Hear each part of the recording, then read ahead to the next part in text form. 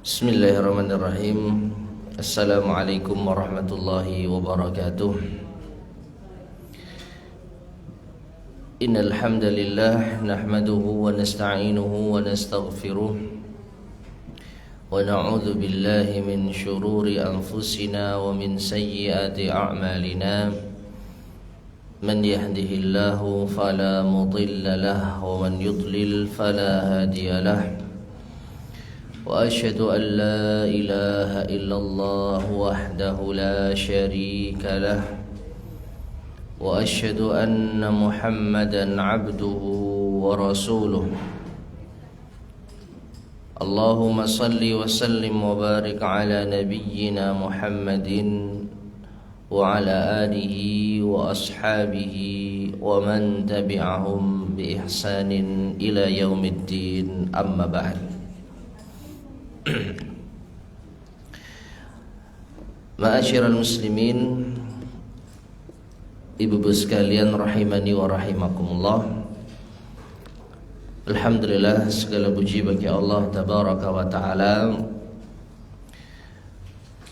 Kita bisa melanjutkan kembali kajian kita membahas kitab Taisirul Karimir Rahman fi tafsiri kalamil mannan yang disusun oleh Syekh Abdurrahman Ibn Nasir As-Sa'di rahimahullahu ta'ala. Kitab yang membahas tafsir Al-Quran birra'i, yaitu tidak banyak menyertakan riwayat-riwayat, hadis-hadis maupun asar-asar para sahabat radhiyallahu ta'ala anhum di dalam memahami kandungannya. Dan pada kesempatan di pagi hari ini kita melanjutkan tafsir ayat yang ke-146 dan 147, masih di surat Al-Baqarah. Sebagaimana biasanya, silakan dibaca terlebih dahulu ayatnya.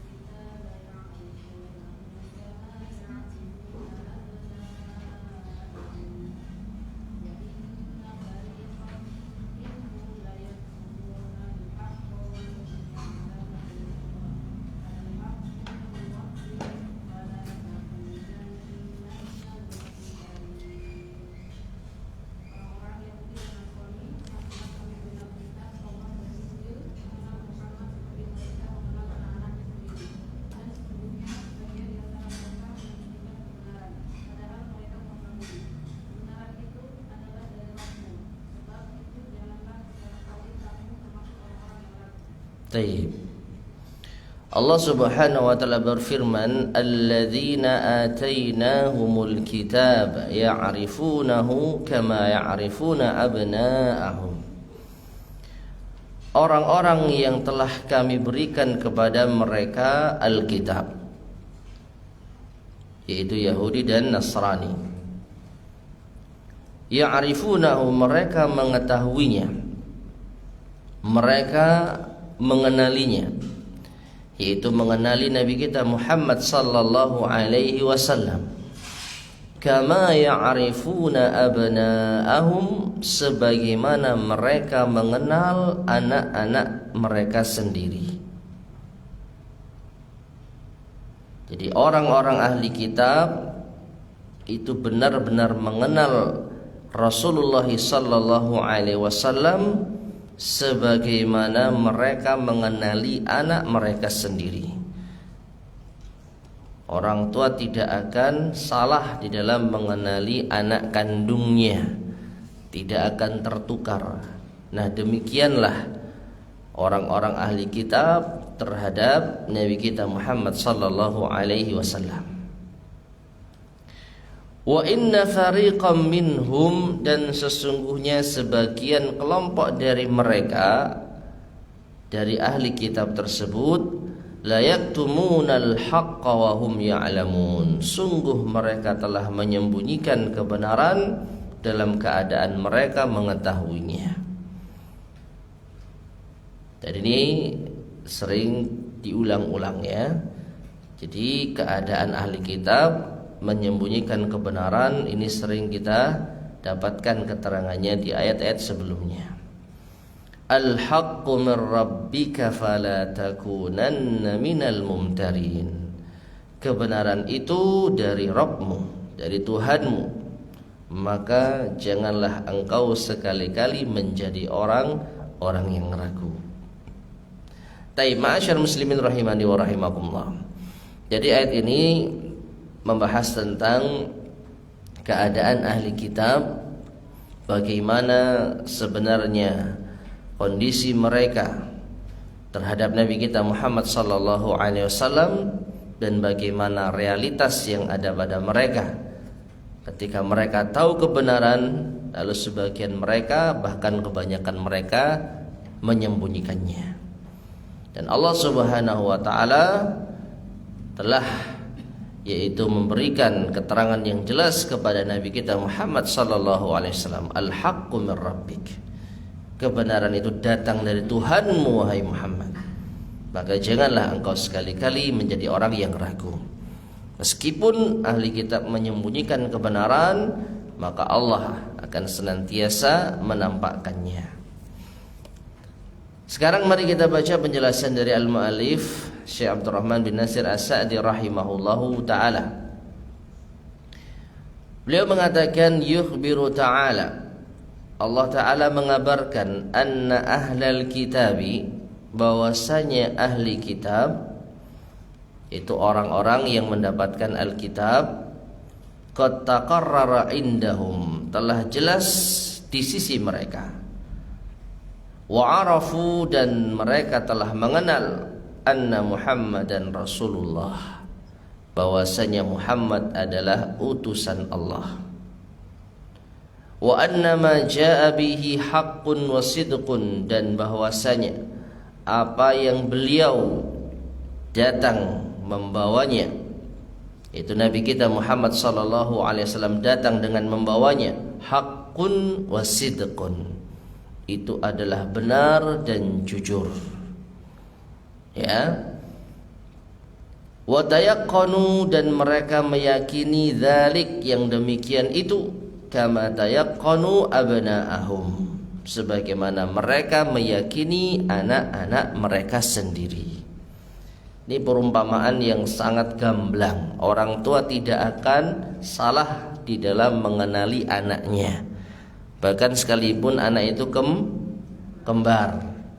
Ya, sekalipun anak itu kembar, orang tua pasti tahu mana yang A, mana yang B. Ya.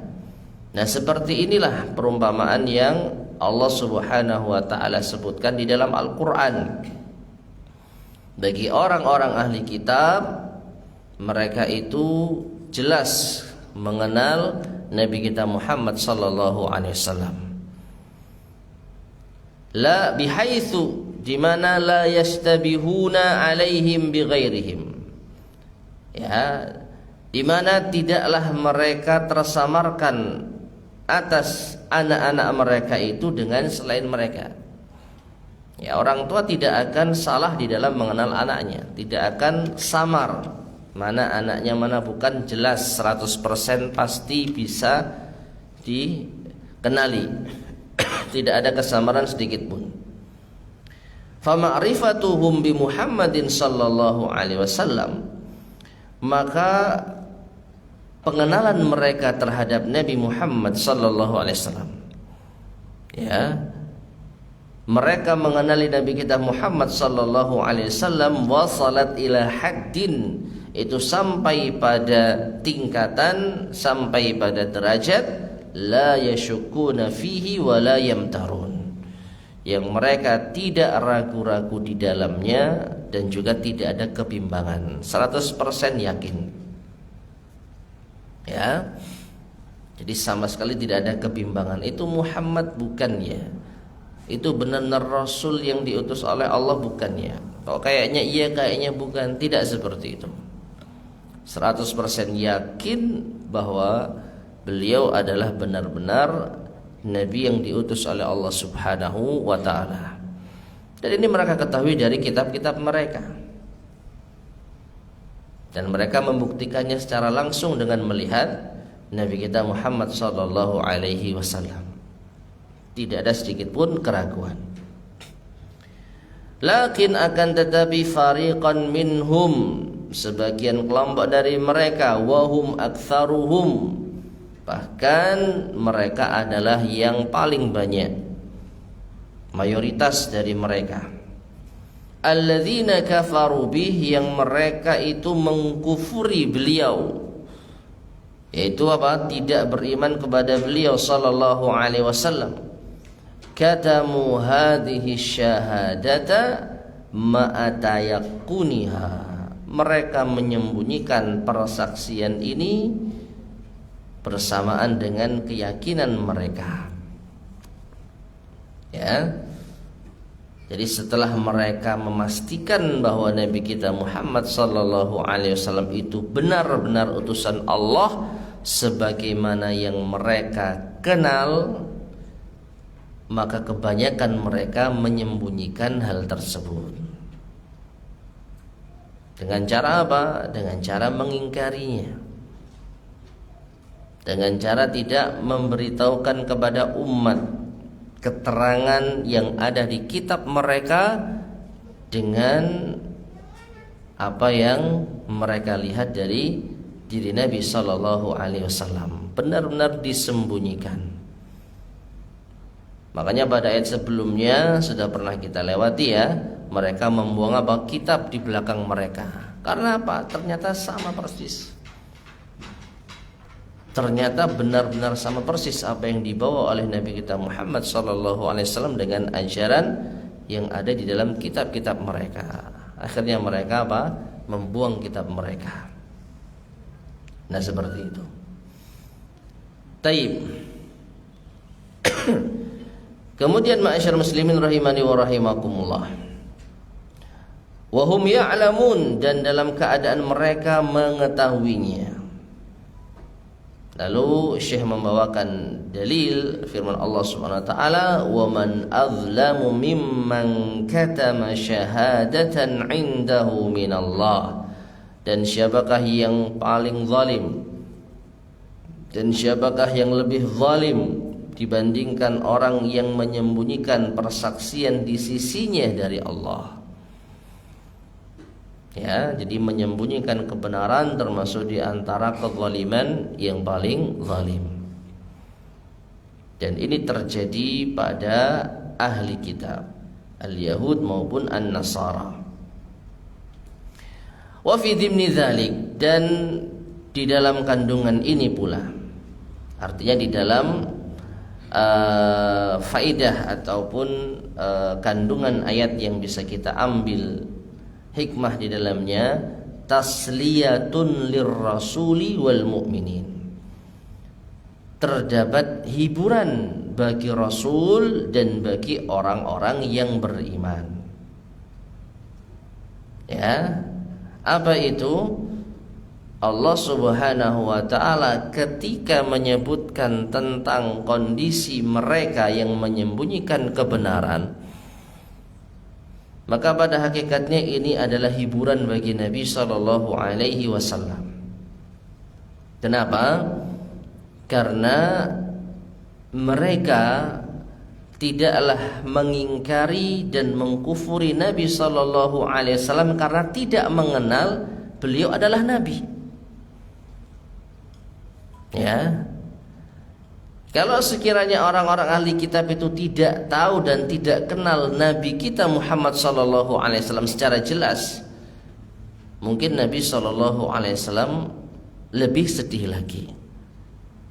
Ya, bagaimana mungkin ahli kitab tidak mengenal Nabi yang akan diutus oleh Allah di akhir zaman?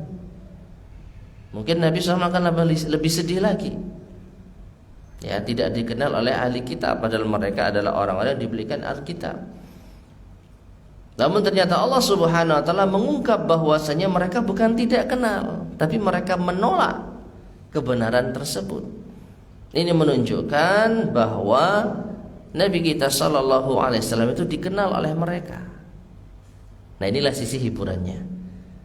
Jangan khawatir, mereka itu mengenalmu wahai Muhammad, cuman mereka mengingkarimu. Ya.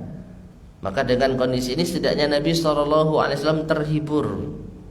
Demikian pula kaum mukminin, orang-orang yang beriman bersama Nabi SAW, ketika mengetahui bahwasanya orang-orang ahli kitab itu mengingkari bukan atas ketidaktahuan mereka terhadap Nabi SAW, tapi mengingkari karena menyembunyikan kebenaran, maka kaum muslimin sedikit terhibur. Ya, berarti mereka tidak mengikuti Rasulullah SAW itu bukan karena tidak mengenal beliau. Ya, sehingga orang yang beriman yang mengenal beliau sebagai nabi dan mengikuti yaitu petunjuk beliau SAW tentu patut merasa bahagia, tidak sedih. Ya. Nah ini jadi tasliyatun lirrasul wal mu'minin. Ada hiburan bagi Rasulullah SAW dan juga orang-orang yang beriman.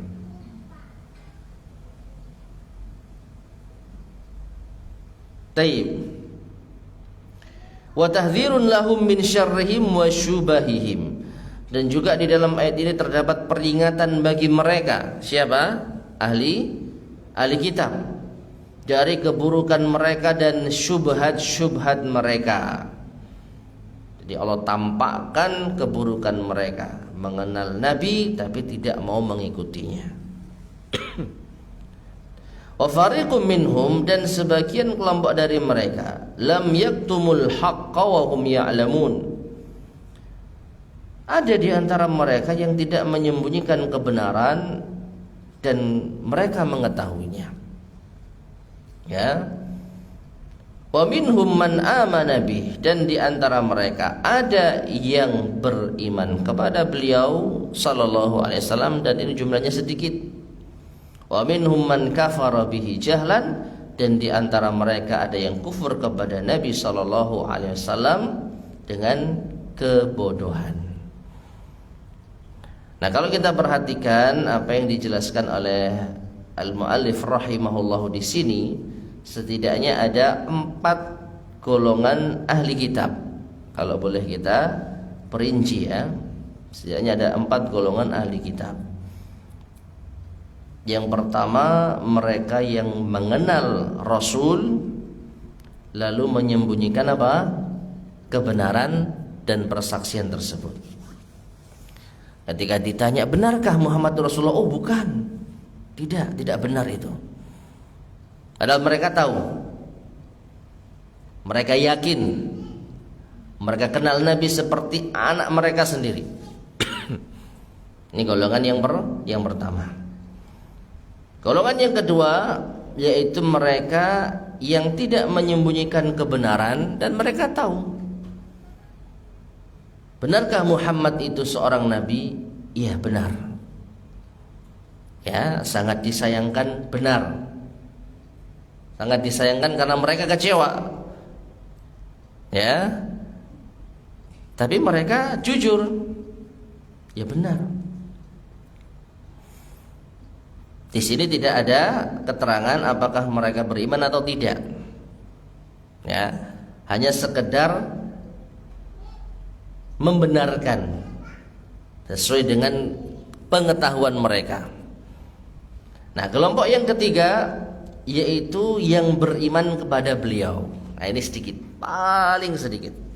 Jadi setelah tahu bahwasanya beliau adalah seorang nabi sesuai dengan keterangan yang ada di dalam kitab-kitab mereka, sesuai dengan informasi dari pemuka agama mereka yang tidak menyembunyikan kebenaran, maka di antara mereka ada yang beriman. Ya. Dan kelompok yang terakhir, yang keempat, yaitu di antara mereka ahli kitab ada yang kufur kepada Nabi sallallahu alaihi wasallam jahlan, karena kebodohan. Karena kebodohan. Tidak tahu ataupun tidak mau tahu. Ada seorang nabi yang diutus, namanya Muhammad, saya tidak beriman kepadanya. Kenapa? Ya tidak mau saja, tidak mencoba mencari tahu apakah beliau adalah seorang nabi atau bukan, alias tidak mau tahu karena kebodohan. Ya, dan bisa jadi ini juga karena informasi yang salah dari kelompok yang pertama, yang mengenal Nabi SAW sebagai seorang nabi dan rasul, tapi disembunyikan kebenaran itu. Sehingga ketika umat bertanya, benarkah Muhammad itu adalah utusan Allah? Kelompok pertama mengatakan bukan, tidak benar. Maka kelompok mengatakan, kalau demikian kami tidak mau beriman kepadanya. Kufur kepada Nabi SAW di atas kebodohan. Ya, percaya kepada pemuka agama mereka yang salah di dalam memberikan informasi. Nah, kemudian Syekh Abdurrahman bin Nasir As-Sa'di rahimahullah memberikan suatu faidah atau suatu pelajaran penting. Ini masalah pengetahuan, ya. Fal alimu, maka orang yang alim, orang yang mengetahui, dalam hal ini mengetahui kebenaran apapun itu. Ya, kalau di dalam konteks ayat kita mengetahui kebenaran tentang kedatangan Rasul sallallahu alaihi wasallam, diutusnya Rasul sallallahu alaihi wasallam. Itu pembahasan di dalam konteks kita. Adapun Syekh As-Sa'di ingin membahas ini lebih luas. Orang yang mengetahui kebenaran apapun itu, alaihi izharul haqqi wa tabyinuhu wa tazyinuhu, maka wajib baginya untuk menampakkan kebenaran, menjelaskannya dan menghiasinya. Jadi orang yang tahu kebenaran maka wajib untuk menampakkannya, menjelaskannya dan menghiasinya.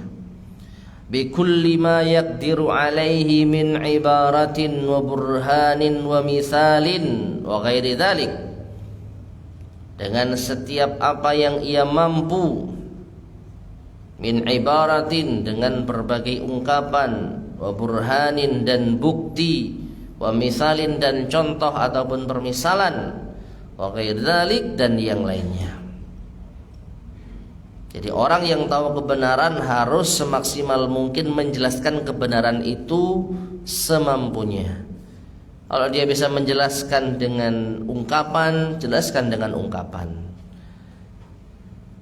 Kalau bisa dijelaskan dengan permisalan, jelaskan dengan permisalan. Kalau bisa dijelaskan dengan bukti, jelaskan dengan membawakan bukti. Ya. Intinya seorang yang mengetahui kebenaran wajib untuk menampakkannya, menjelaskannya. Wa ibtalul batili, dan juga wajib untuk menolak kebatilan. Wa tamyizuhu 'anil haq, dan membedakannya dari kebenaran. Kalau orang tahu mana yang benar, maka tentu dia tahu mana yang salah. Maka yang salah harus diterangkan, harus dijelaskan, harus dipisahkan dari yang benar. Wa tasyinuhu wa tabbihuhu linnufus, dan juga apa, menjelaskan keburukannya, menjadikan kebatilan itu dibenci oleh jiwa. Ya. Jadi wajib untuk memperingatkan agar jiwa ini benci terhadap kebatilan tersebut.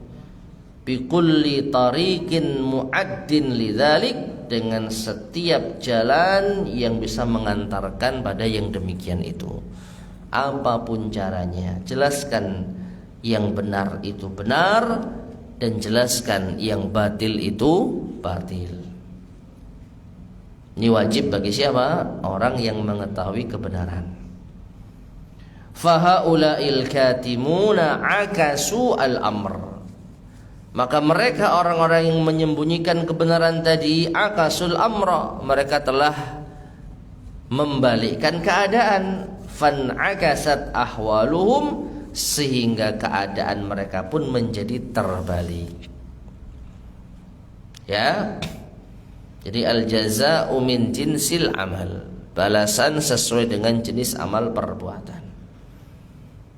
Orang-orang ahli kitab yang sudah mengetahui kebenaran, yang harusnya menjelaskan, memperjuangkan semampu mereka dan menerangkan kebatilan, menolak kebatilan semampu mereka, harusnya mereka melakukan hal demikian itu.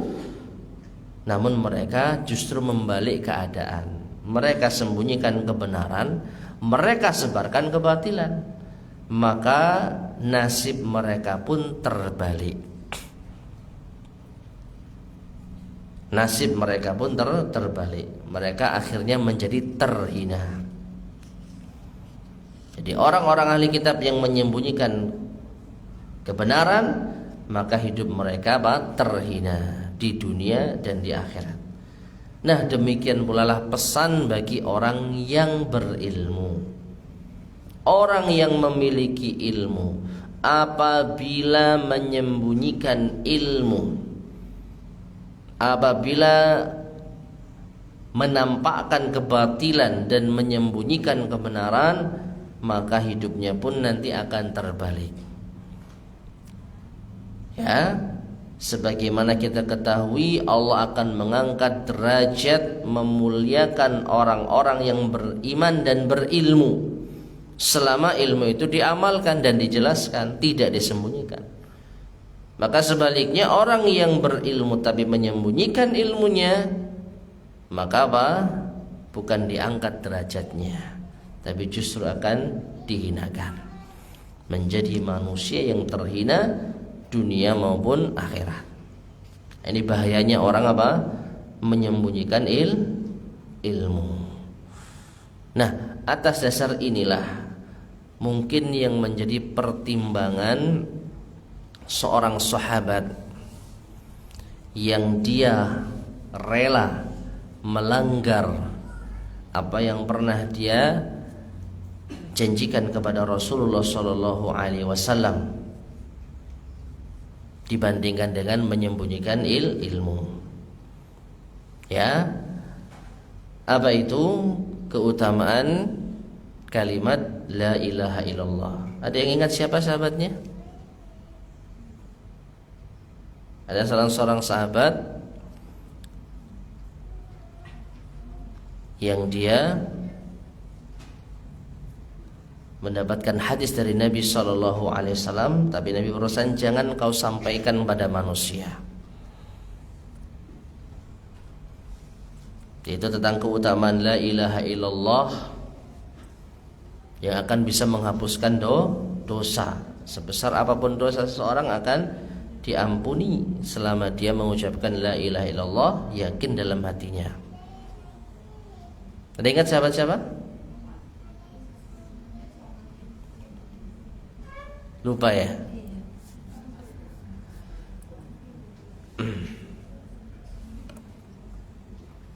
Subhanallah, lupa. Bukan Umar. Ya, nanti kalau ingatlah. Jadi di akhir hadis disebutkan bahwasanya akhirnya sahabat ini menyampaikan hadis ini kepada manusia, sehingga orang-orang tahu tentang keutamaan la ilaha illallah itu begitu besar.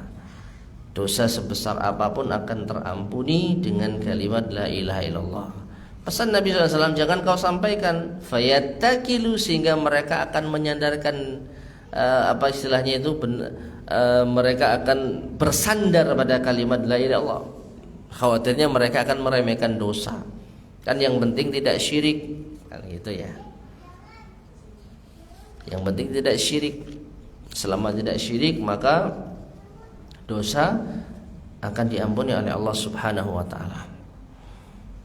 Nah, sahabat ini berpikir, dijelaskan oleh para ulama kita, berpikir mana yang lebih berat tanggung jawabnya, memegang janji dengan Rasulullah SAW atau menyembunyikan kebenaran. Hadis ini ditahan hingga akhirnya dia merasa berat menyembunyikan kebenaran. Ini kan ilmu, bagaimanapun juga ini ilmu. Akhirnya dia langgar apa yang telah dia janjikan kepada Rasul sallallahu alaihi wasallam demi bisa apa melepaskan beban menyembunyikan ilmu. Akhirnya sampailah hadis itu kepada kita. Dari situ kita mengetahui tentang keutamaan la ilaha illallah yang bisa menghapus dosa sebesar apapun. Selama dosa itu tentu saja bukan dosa apa? Syirik. Taib. Kemudian al-haqqu min rabbik. Kebenaran itu dari Tuhanmu. Ay hadzal haqqu alladhi huwa ahaqqu an yusamma haqqan min kulli syai'.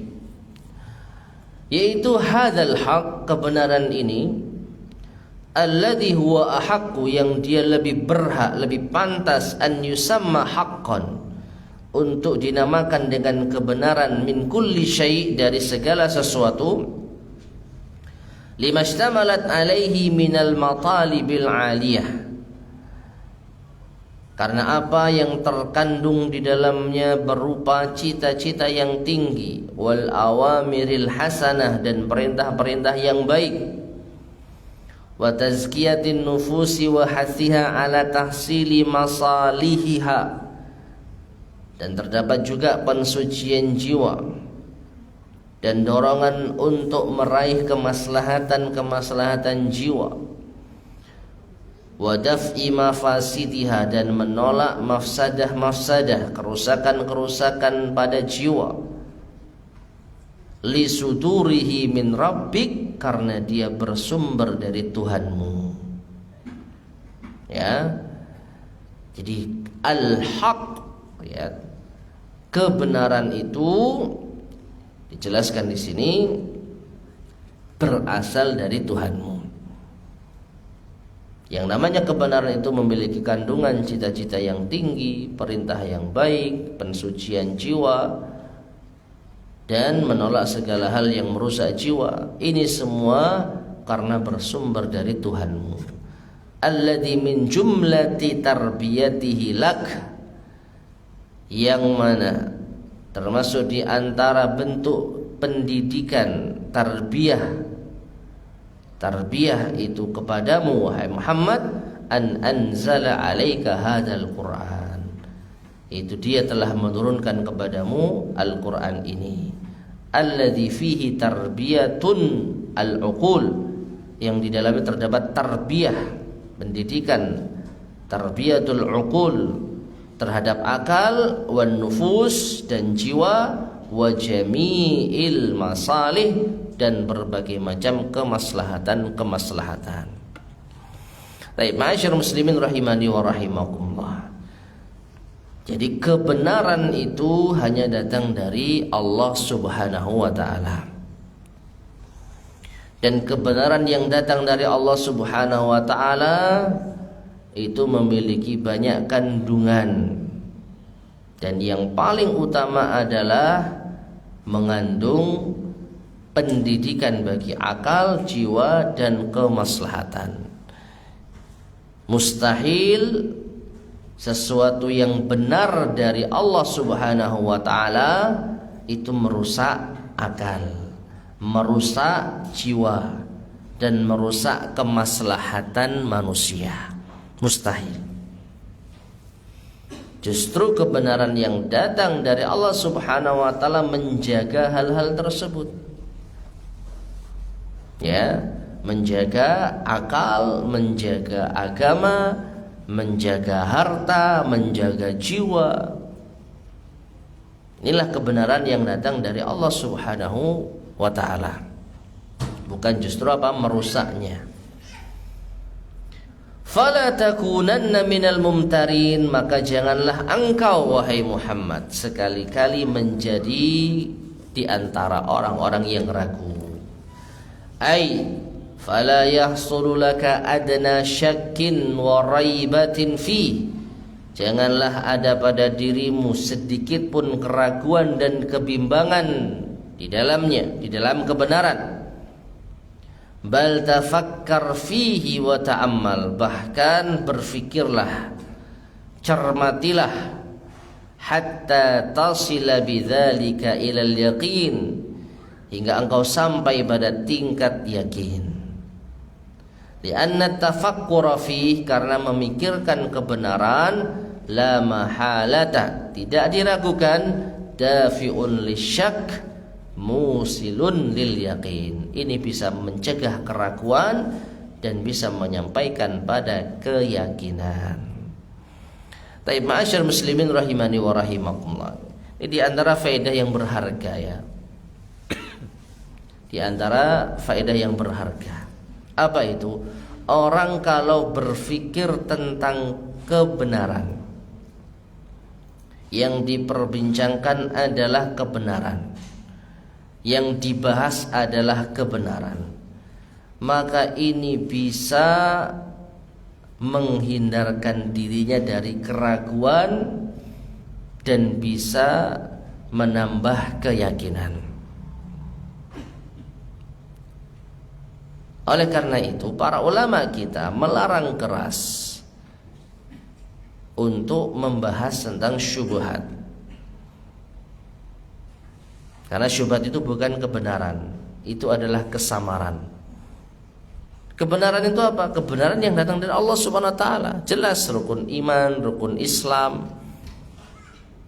Ya, ibadah, salat, puasa itu semua kebenaran. Kalau kita bahas itu, membahas ilmu tentang ibadah, akidah yang sudah jelas-jelas datang dari Allah Subhanahu wa taala, maka ini bisa menepis keraguan dan menambah keyakinan. Tapi kalau yang dibahas adalah syubhat, penyimpangan, ditambah lagi kita belum memiliki ilmu yang kokoh di dalam masalah akidah yang sahihah, maka ini bisa menimbulkan keraguan. Justru kita akan goncang nanti akidahnya. Ya. Makanya para ulama kita melarang keras penuntut ilmu, terlebih orang-orang awam, untuk banyak membahas masalah penyimpangan. Secukupnya, kalau mau membahas penyimpangan secukupnya. Ya, tidak perlu mendetil, tidak perlu terlalu dalam. Karena di balik penyimpangan itu banyak kerancuan, banyak syubhat. Jangankan penuntut ilmu orang awam, para ulama saja tidak sedikit yang terjerumus pada syubhat ketika mereka larut di dalam membahas penyimpangan-penyimpangan. Kecuali para ulama yang dirahmati Allah Subhanahu wa taala, dan mereka sedikit yang tetap kokoh di atas kebenaran meskipun mereka membahas masalah syubhat-syubhat. Nah, idealnya seperti kita ini tidak perlu banyak-banyak membahas penyimpangan. Ya, cukup kita tahu secara global yang kita dalami adalah kebenaran. Yang jelas-jelas masih banyak yang belum kita pelajari di antara rukun iman, rukun Islam. Itu saja. Ya, jangan kita banyak-banyak membahas penyimpangan, karena ini nanti bisa memunculkan keraguan. Waliyadzubillah. Taib. Selesailah pembahasan ayat yang ke-146, 147. Sekarang kita lanjut ayat ke-148. Silakan.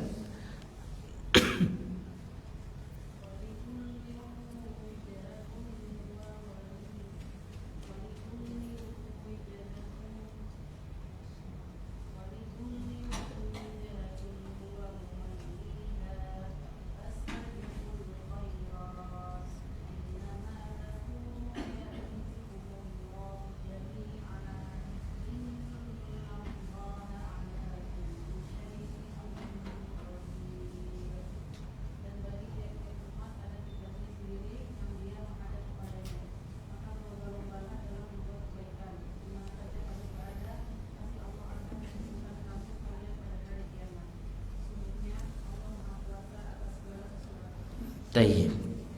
Allah Subhanahu wa taala berfirman, "Wa likulli wijhatun huwa muwalliha." Dan pada masing-masing umat itu ada kiblatnya yang mereka menghadap ke sana. Fastabiqul khairat, maka berlomba-lombalah di dalam kebaikan.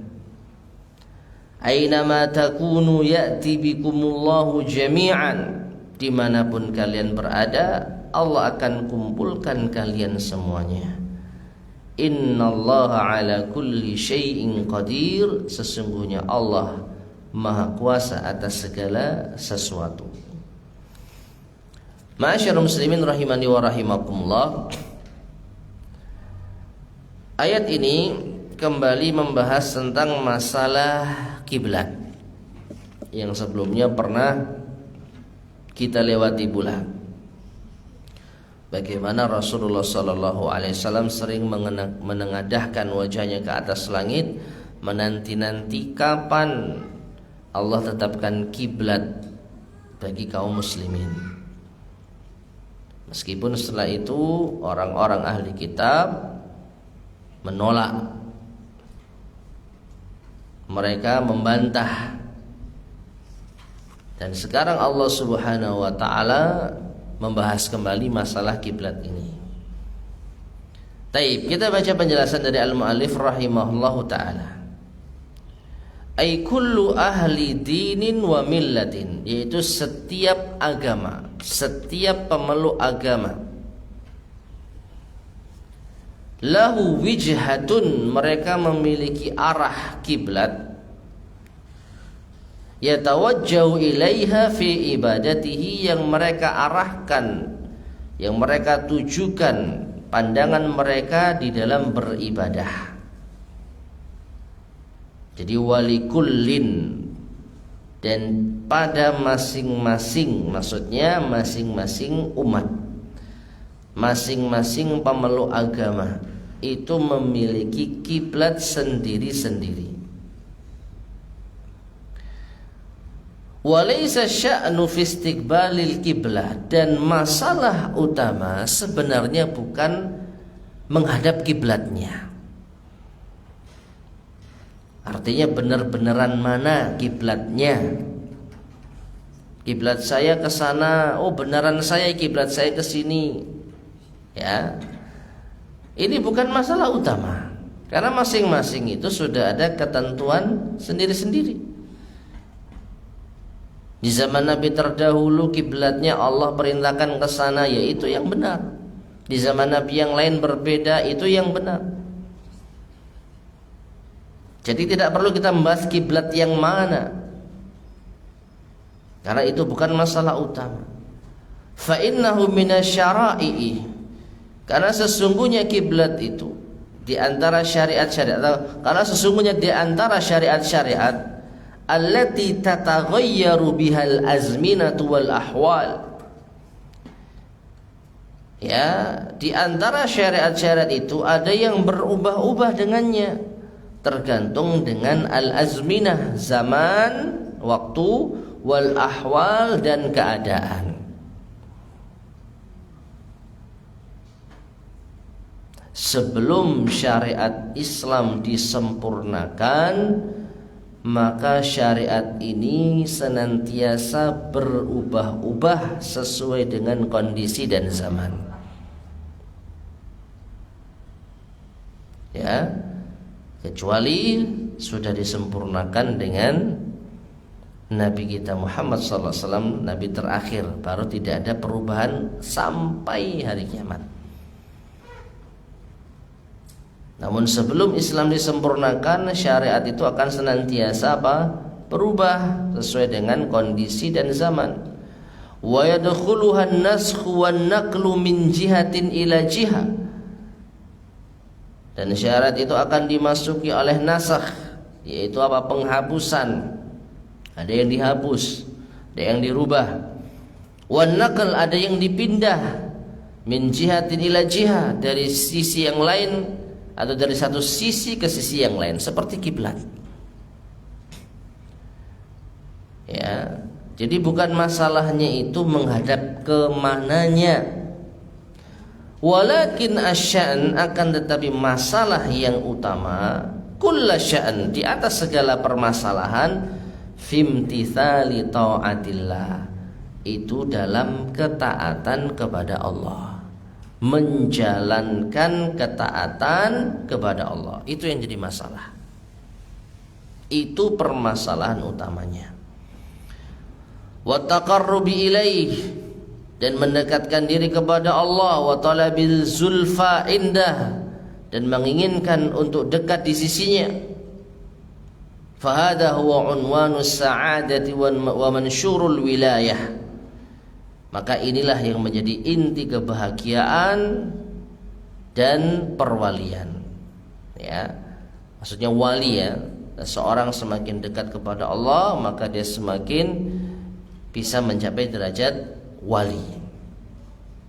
Wa huwa alladhi idza lam tattasif bihi nufusu, dan dialah yang apabila jiwa ini tidak tersifati dengannya, jiwa ini tidak ingin menjalankan ketaatan kepada Allah, tidak ingin mendekat kepada Allah, tidak ingin bahagia, kalau jiwa ini tidak tersifati dengan hal itu, hasalat laha khasaratud dunya wal akhirah, maka dia akan mendapatkan kerugian dunia dan akhirat.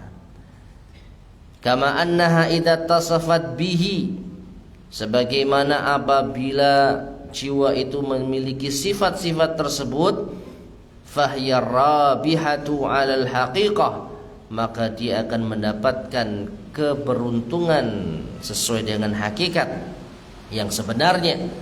Wa hadza amrun muttafaqun alaih, dan ini adalah perkara yang disepakati fi jami'i syara'i, di seluruh syariat-syariat. Wa huwa alladhi khalaqallahu lahul khalqa wa amarahum bih, dan inilah yang Allah Subhanahu wa taala ciptakan manusia untuknya dan Allah perintahkan manusia dengannya. Apa itu? Mendapatkan kebahagiaan dan keberuntungan yang hakiki dunia dan akhirat. Taib.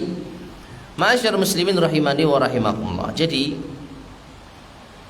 Allah Subhanahu wa taala di dalam ayat ini menjelaskan masing-masing umat itu sudah ada ketentuan arah kiblat mereka, sehingga jangan kalian ribut masalah kiblat-kiblat kalian. Hendaknya yang menjadi permasalahan utama kalian adalah taat kepada Allah. Ya, sebagaimana Nabi kita Muhammad sallallahu alaihi wasallam telah diperintah untuk menghadap ke arah kiblat Masjidil Haram, ya kerjakan.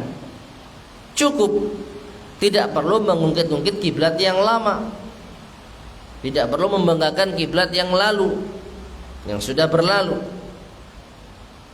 Saat ini apa yang Allah perintahkan itu yang dikerjakan.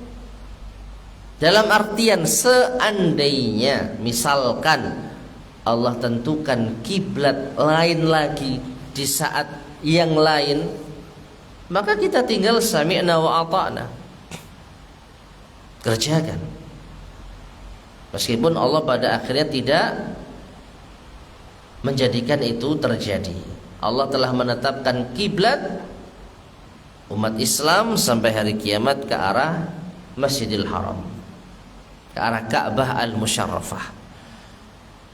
Ya, dan ini sudah kita bahas di antara hikmah-hikmah dan lain sebagainya. Namun yang paling utamanya di sini apa perintah Allah? Arahkan wajahmu ke Masjidil Haram. Selesai, kerjakan perintah Allah, selesai. Ya, jangan kita meributkan masalah kiblatnya, mana yang lebih utama, mana yang lebih mulia, dulu menghadap kemana. Dulu, karena masing-masing umat itu ada syariatnya tersendiri. Dan yang menjadi fokus utama kita saat ini, Allah perintahkan kita menghadap kemana. Nah, itu yang kita kerjakan. Ya, itu yang menjadi fokus utama kita. Bagaimana agar kita menjalankan perintah Allah, mendekat kepada Allah, agar kita mendapatkan kebahagiaan yang hakiki dunia dan akhirat. Nah, kemudian saya menjelaskan wal amru bil istibaq, dan perintah untuk berlomba-lomba, fastabiqul khairat, berlomba-lombalah kalian ke dalam kebaikan. Maka perintah untuk berlomba-lomba ilal khairati, kepada kebaikan, qadrun zaidun, ini adalah kadar tambahan, alal amri bi fi'lil khairat, atas perintah untuk mengerjakan kebaikan. Perhatikan ya. Jadi ketika Allah Subhanahu wa taala mengatakan fastabiqul khairat, berlomba-lombalah kalian ke dalam kebaikan, maka sebenarnya di dalam perintah berlomba-lomba ini ada perintah kerjakanlah kebaikan. Ya. Karena apa? Berlomba-lomba itu lebih tinggi daripada sekedar kerjakan. Dan ini kita pahami. Ketika seorang guru mengatakan kepada murid-murid, anak-anak kerjakan tugas halaman nomor 10. Hanya itu. Maka perintah ini perintah yang apa? Biasa. Perintah yang biasa, sekedar ngerjakan, pokoknya ngerjakan. Mau duluan, mau terlambat, mau akhir, mau awal, yang penting ngerjakan, sudah cukup. Tapi kalau guru mengatakan anak-anak silakan kalian lomba, cepet-cepetan ngerjakan halaman nomor 10, tugas nomor 10, ayo. Siapa duluan yang cepat, dia akan mendapatkan hadiah misalkan. Maka di sini ada apa? Tawaran lebih. Bukan hanya sekedar ngerjakan, tapi apa? Berlomba-lomba untuk segera mengerjakan. Maka di sini ada tuntutan lebih. Maka fastabiqul khairat itu lebih dari if'alul khairat. Ya, fastabiqu, berlomba-lombalah kalian, lebih dari sekedar kerjakanlah kebaikan. Nah, makanya saya mengatakan qadrun zaitun, ini adalah kadar tambahan lebih alal amri bi fi'lil khairat, untuk mengerjakan, untuk perintah mengerjakan kebaikan. Fa innal istibaqa ilaihima karena berlomba-lomba kepada kebaikan, fa innal istibaqa ilaiha, maka berlomba-lomba, sesungguhnya berlomba-lomba kepada kebaikan, yatadammanu, itu mengandung fi'laha wa takmilaha, mengandung perintah untuk mengerjakannya dan menyempurnakannya, wa iqaiha ala akmalil ahwal, dan menempatkannya pada keadaan yang paling sempurna, wal mubadarati ilaiha, dan bergegas untuk mengerjakannya, meraihnya. Wa man sabaqa fid dunya ilal khairat, maka barang siapa yang berlomba mendahului di dunia ini di dalam kebaikan, fahuwa sabiqu fil akhirati ilal jannah, maka dialah yang terlebih dahulu di akhirat masuk ke dalam surga. Fasabiqun, maka orang-orang yang berlomba, orang-orang yang berusaha mendahului, a'lal khalqi darajah, dia adalah orang yang paling tinggi derajatnya, manusia yang paling tinggi derajatnya. Ya. Jadi Allah Subhanahu wa taala memerintahkan kita fastabiqul khairat, agar kita apa? Berlomba, dahulu mendahului.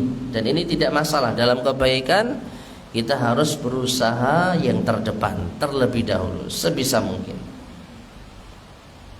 Ya. Istilah di antara hikmah Allah Subhanahu wa taala tidak menjadikan segala sesuatu itu sama. Ada yang terdepan, ada yang pertengahan, ada yang ketinggalan. Masing-masing mendapatkan sesuai dengan usahanya. Ya. Dalam masalah soft, yang terbaik yang di depan, laki-laki ya. Lalu di belakangnya. Dalam masalah sholat Jumat, yang paling baik yang datang di awal waktu, seperti berkurban dengan unta. Kemudian yang agak lambat setelahnya seperti berkorban dengan sapi, kambing, ayam, sampai yang paling terakhir telur. Ya. Dan ini Allah jadikan sebagai motivasi bagi orang Islam untuk bergegas di dalam kebaikan. Allah tidak jadikan sama. Siapa yang cepat-cepatan, dia yang mendapatkannya. Makanya di sini disebutkan oleh Syekh, siapa yang di dunia dia bergegas di dalam kebaikan, maka di akhirat dia akan lebih berhak masuk surga terlebih dahulu. Ya. Namun sebagaimana yang kita ketahui, yang namanya juara, yang namanya orang yang berlomba-lomba di bagian depan itu lebih sedikit daripada yang telat, daripada yang rombongan belakangnya. Ini Allah Subhanahu wa taala sebutkan secara global di dalam surat Al-Waqiah. Manusia itu terbagi menjadi 3. Was-sabiquna as-sabiqun wa ashabul yamin wa ashabus shimal. Orang yang berlomba-lomba terlebih dahulu. Orang yang kedua ashabul yamin, golongan kanan, masih baik tapi tidak sebaik yang pertama. Dan yang paling buruk adalah ashabul ashimal, golongan kiri. Nah, kemudian fastabiqul khairat, berlomba-lombalah di dalam kebaikan. Wal khairatu, dan al khairat, kebaikan-kebaikan itu tashmalu jami'al faraidi, ini mencakup seluruh kewajiban-kewajiban. Wan nawafili, dan sunnah-sunnah. Min salatin wa siyamin wa zakawatin, berupa salat, berupa siam, puasa, berupa zakat, wa hajjin wa umratin wa jihadin, haji, umrah, berjihad, wa naf'in muta'addin wa qasirin, dan memberi manfaat baik secara luas maupun secara sempit, secara luas maupun sempit atau terbatas. Nah, jadi kebaikan ya semua yang datang dari Allah dan Rasulnya, yang diperintahkan dan dimotivasi untuk dikerjakan, baik yang wajib maupun yang sunnah. Ya, jadi Allah perintahkan kita untuk berlomba-lomba di dalam segala macam bentuk kebaikan. Silakan saling menyaingi di dalam kebaikan. Kemudian walamma kana aqwa ma yahussun nufusa 'alal musara'ah, dan ketika hal yang paling kuat yang Allah motivasi jiwa ini untuk bergegas, al-musara'ah, untuk berlomba, untuk cepat-cepatan, ilal khairi, kepada kebaikan, wa yunashituha, dan juga Allah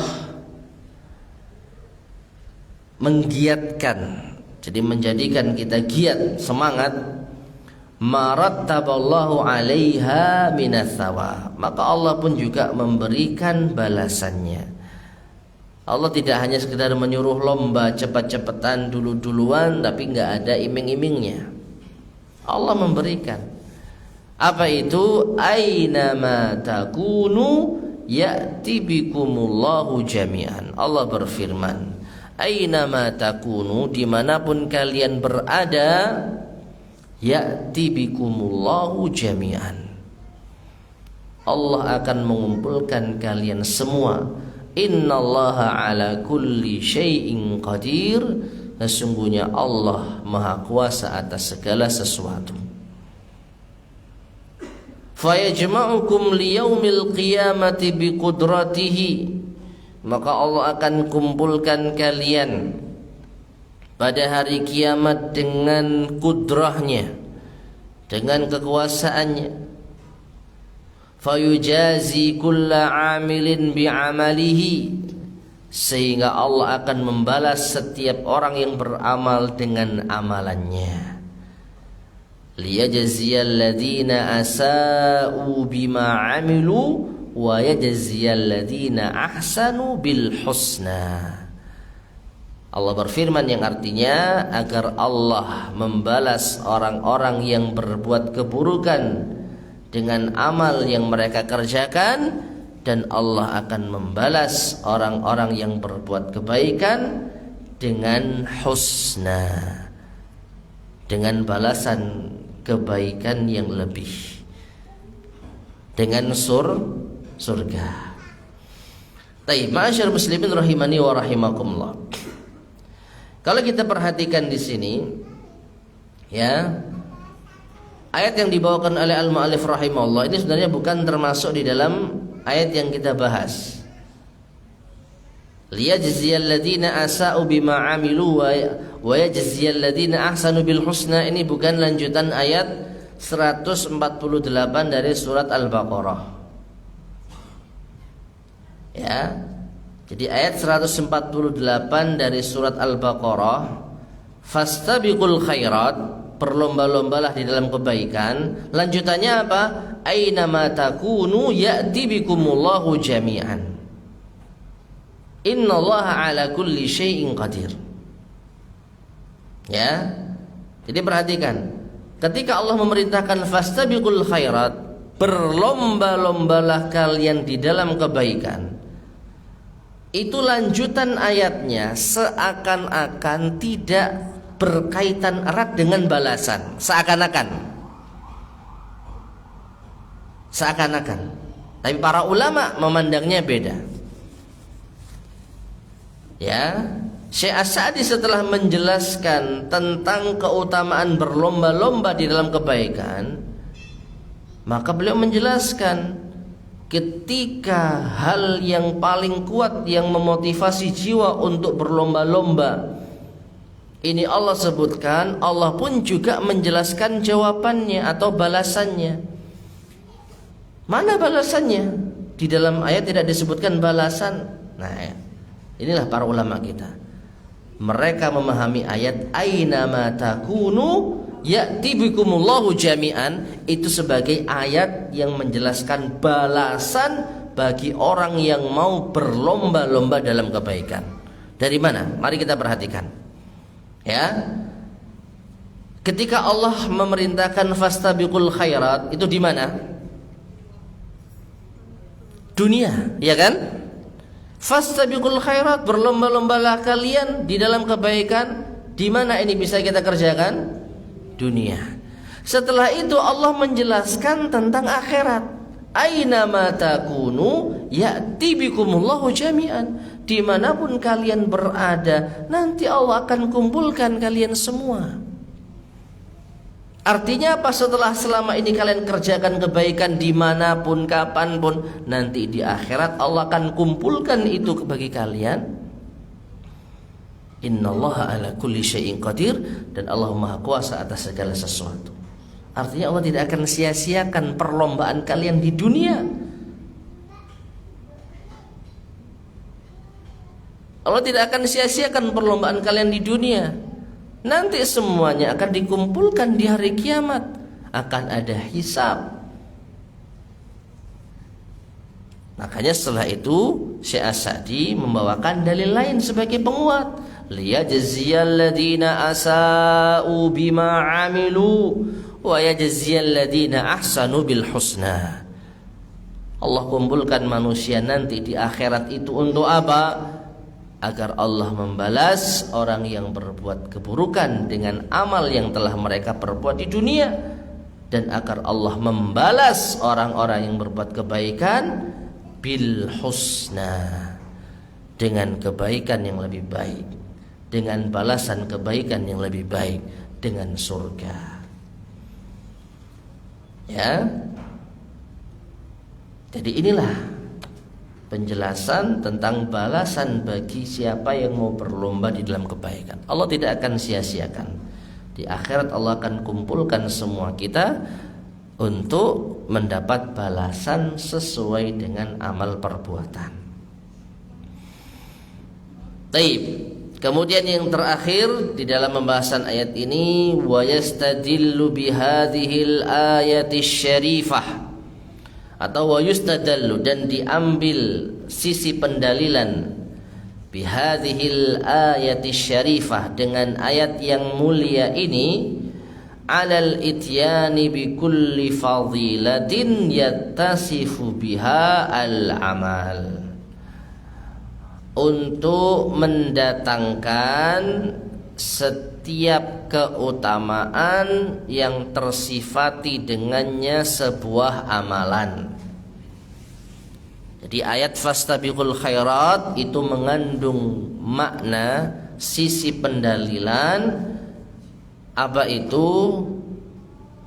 Sebaik mungkin, seutama mungkin, sebisa mungkin kita mengerjakan suatu amal yang paling afdal, kas-salati fi awwali waqtiha, seperti salat di awal waktu.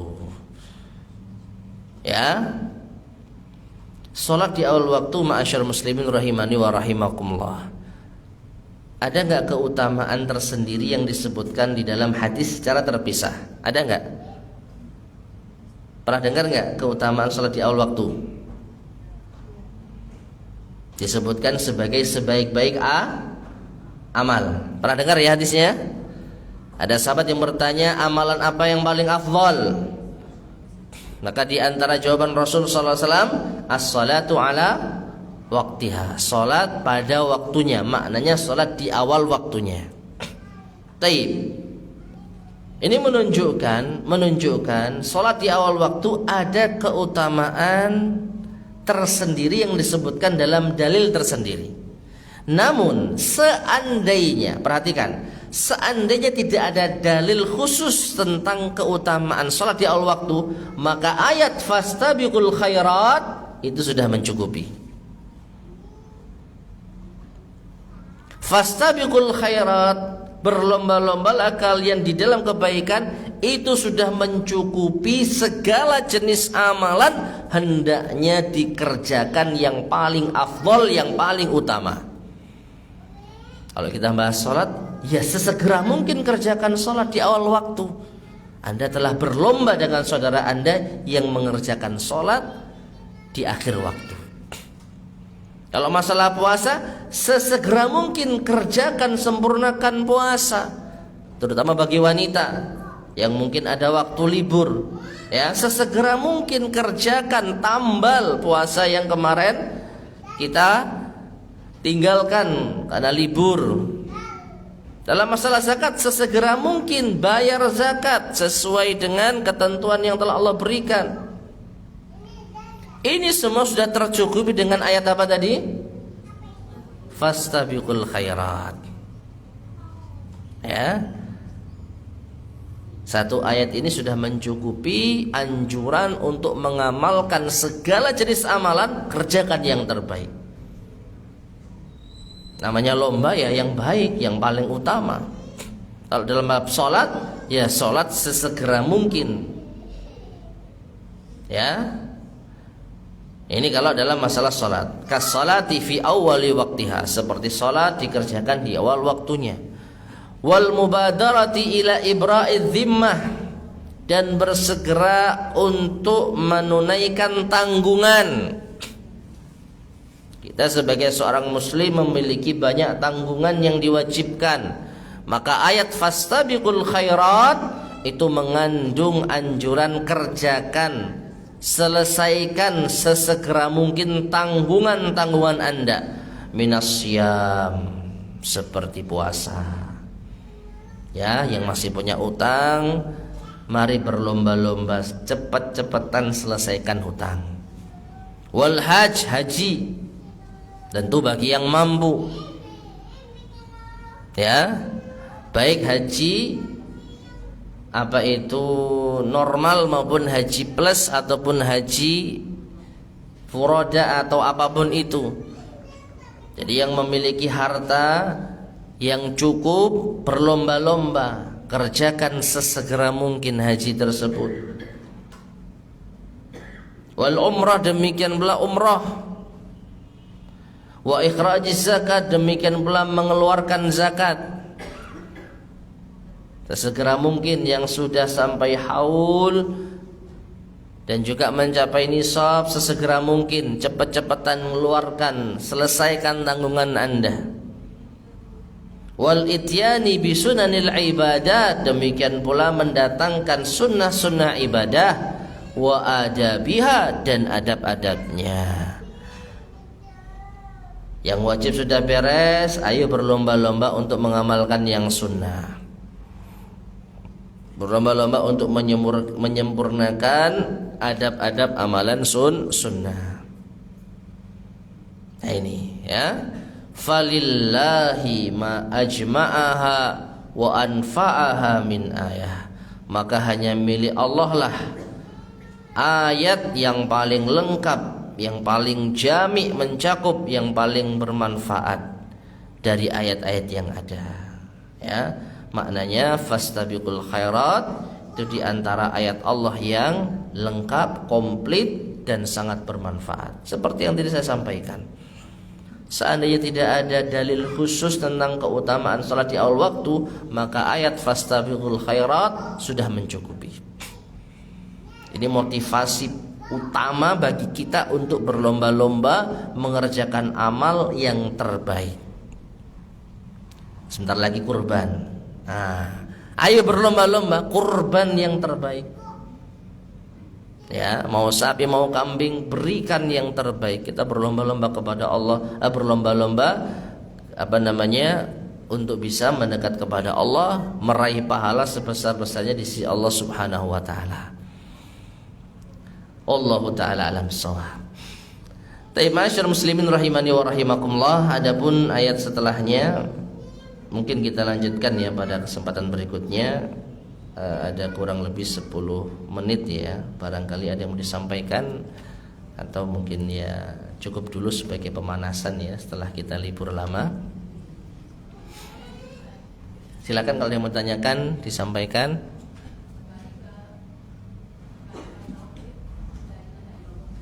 Okay.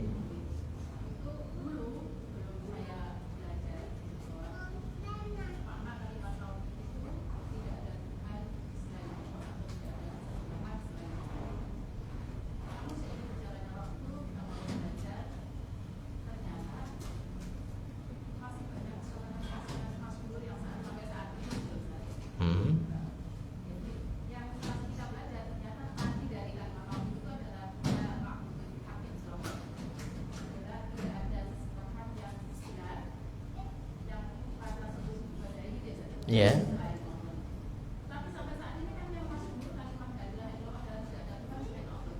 Betul.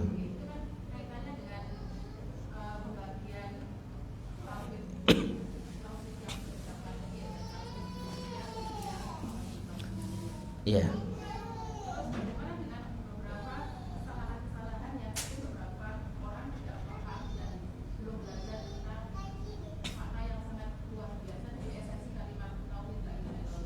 Ya.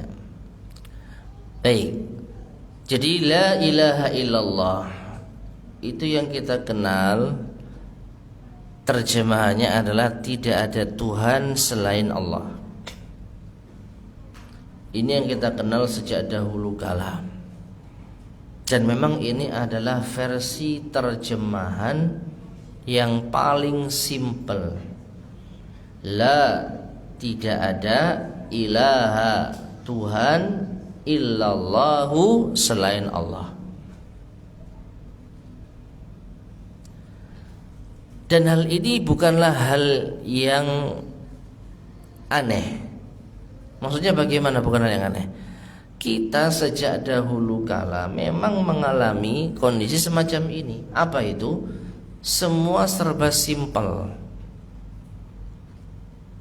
Agama kita ini paling sedikit jamnya. Itu pun hanya sekedar teori-teori semata. Contoh, iman. Iman artinya percaya, kan begitu?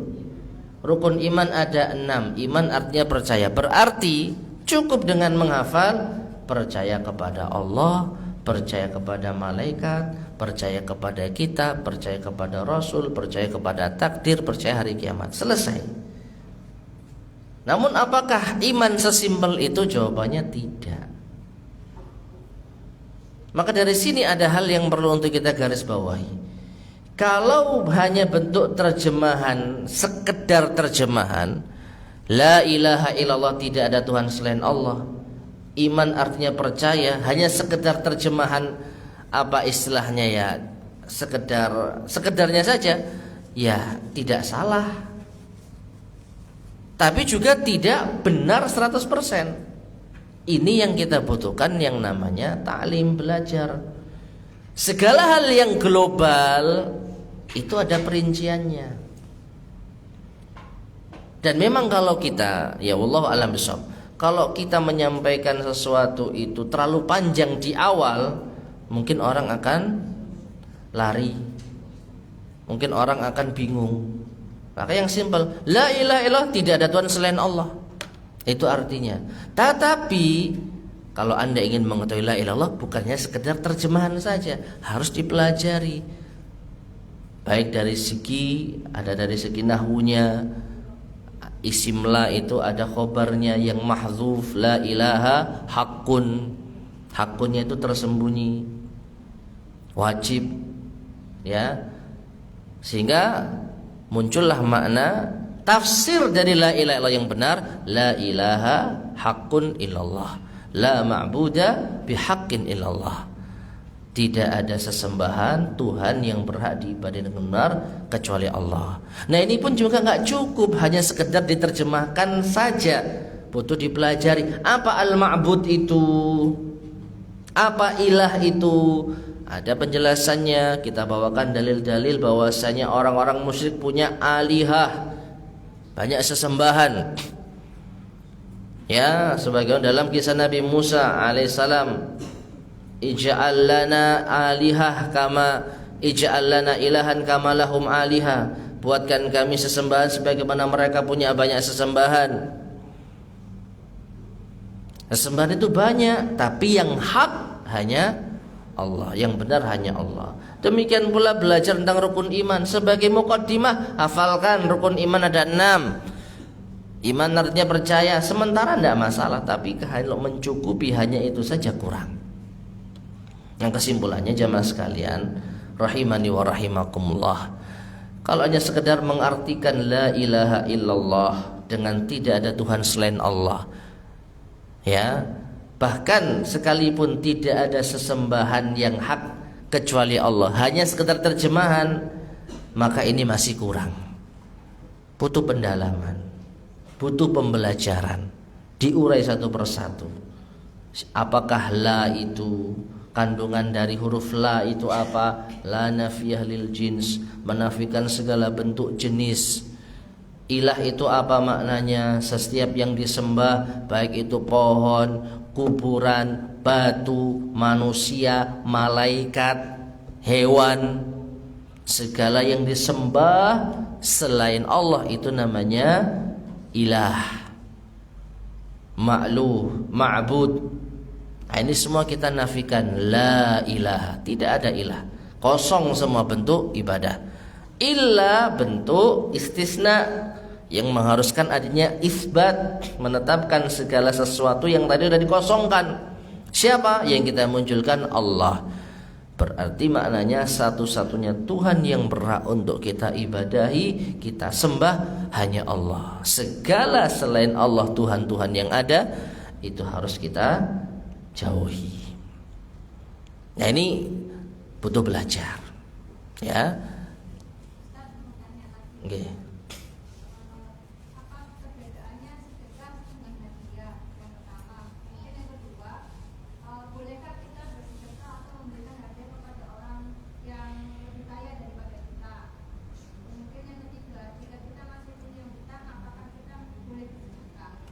Baik, sedekah dengan hadiah secara globalnya, kalau sedekah itu pemberian karena iba, kasihan. Karena dia nggak mampu, kita beri sedekah. Kalau hadiah, ini tidak ada unsur kasihan, tapi justru apa istilahnya itu ya, atas rasa senang, karena kita senang, karena kita sayang, karena kita istilahnya menghormati, kita berikan hadiah. Jadi secara umum sedekah itu karena rasa iba, sedangkan hadiah bukan karena rasa iba. Kemudian yang berikutnya pertanyaannya tadi, bolehkah memberi orang yang lebih kaya sedekah? Gitu. Kalau orang kayanya nggak malu nggak apa-apa. Enggak, ini tanyanya sedekah loh. Saya menjawab sesuai dengan pertanyaan. Loh. Sedekah beda sama hadiah.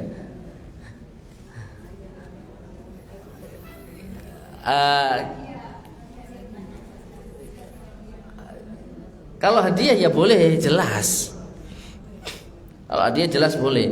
Kalau sedekah, gimana kalau sedekah? Nah, ada orang kaya kebetulan lagi duduk di bawah pohon gitu ya. Pak, ini ada sedekah buat saya gitu. Ya kalau orang kayaknya apa namanya itu merasa mampu, ya dia akan menolak. Oh maaf, saya mampu kok gitu ya. Ya. Nah, jadi intinya yang dibedakan di sini pemberian. Yang memberinya karena apa? Karena kalau iba ya sedekah. Nah, orang kaya lumrahnya ya tidak suka diibai gitu ya. Dia merasa mampu kok menerima santunan, menerima belas kasih. Harusnya tidak masuk kalau orang kaya menerima sedekah. Bolehkah memberi sedekah ketika kita memiliki hutang? Maka di sini ada tinjauannya. Hutang seperti apa dulu? Kalau hutang itu hutang yang ada temponya dan dia sudah menyelesaikan sesuai dengan temponya, hutang selama setahun dicicil setiap bulan 100.000. Di bulan ini dia sudah bayar 100.000, ada uang sisa, Allahu alam boleh untuk diberikan sebagai sedekah selama dia tidak melalaikan kewajibannya. Selama dia tidak melalaikan kewajibannya. Ya. Kalau pertanyaannya boleh nggak? Boleh. Tapi catatannya selama dia tidak melalaikan kewajibannya. Kewajibannya di bulan ini nyicil utang 100.000, yaitu selesaikan dulu. Setelah itu sedekah silahkan. Bulan depan nanti bayar lagi utang dulu cicilannya. Setelah itu sedekah silahkan. Mungkin seperti itu. Wallahu a'lam bishawab.